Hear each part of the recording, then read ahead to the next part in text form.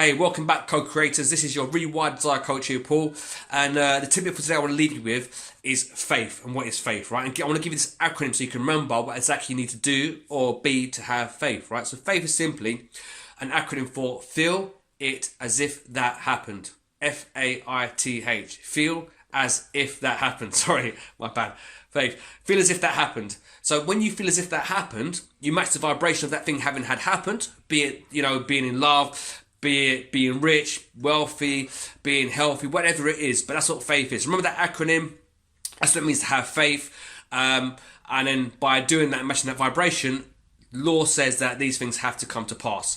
Hope you like this video. Remember to like, share, subscribe, and I'll catch you guys in the next one. Bye for now.